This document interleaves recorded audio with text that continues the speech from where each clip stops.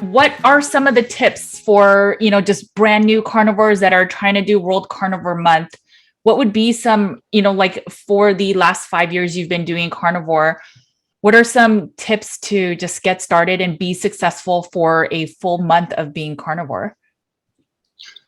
So I think, relax, have fun, enjoy it, make the food fun. I think variety is fun, it's key. I mean, like I said, if you're just going to do it for a month and leave, okay, that's fine. I mean, a lot of people, if you're coming to this and you're like, hey, I want to get rid of my hypothyroidism, or I want to get rid of my, Crohn's disease, that's a different sort of outlook, and you're probably going to want to be on it longer anyway.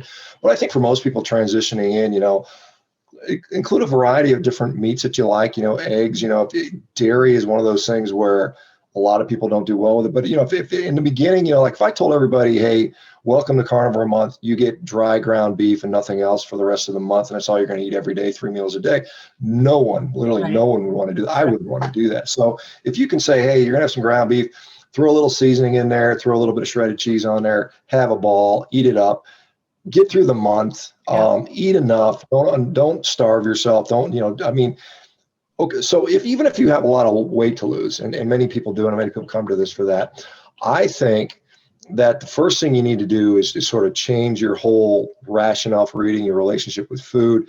And so if you go into the diet and you say, well, I got to lose weight, so I'm going to eat, 1,200 calories or 1,600 calories, and I'm going to really restrict everything and fast all day long, you're just going to fail. You're just going to be miserable. You're going to be hungry. You're going to have cravings. You're going to last about 3 or 4 days, and then you're going to be chowing down pizzas and ice cream. I mean, that's just the way it is. So I think in the beginning, just eat your fill. It's basic. We've all heard advice: eat till you're full, eat again when you're, don't eat when you're not full, eat enough till you feel full, and then eat whenever when you need to.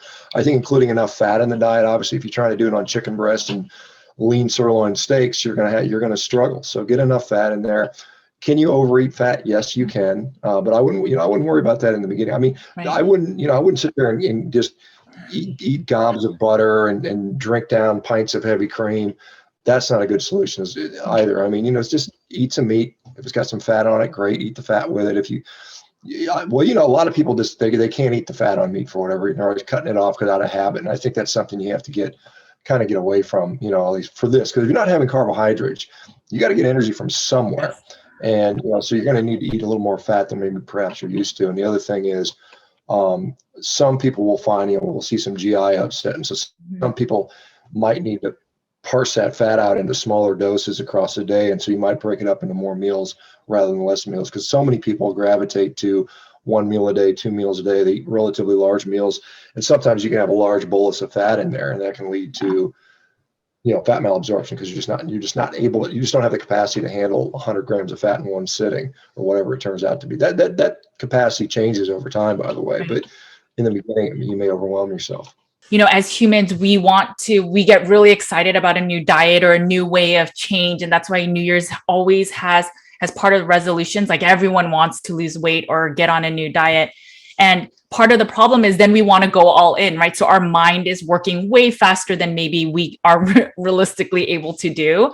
And so I see people start doing OMAD and intermittent fasting, and they're just going to eat the cleanest meats, and then they're going to start exercising. And so then they're really over their heads. And so then it becomes really hard to do carnivore, when if you just were to eat the meats you enjoy, not worry too much about macros and how many calories you're eating, but just eat to satiety and then change things as you go, just to get assimilated. I think that's such a powerful tool, because for everything I see, the biggest success marker is consistency. And it sounds like what you're talking about is really what will allow people to be consistent. Yeah, it's the same thing like people trying to give up coffee. They're trying to do too many things at once. And I think just get used to not having the starch on your plate or the vegetables on your plate. That's for you guys who've never done that, that alone is just a new paradigm for a lot of people. And so when you put too much pressure on there, because you'll see, there's so many success, or we've got countless people that have lost 50, 80, 100 pounds. Those people are all over the place. And so somebody will come in there and think, well, I got to do that too. And I think the first step again is change your relationship with the food, enjoy what you're doing. The two consistent things for failure are you're hungry all the time, or you don't like the food.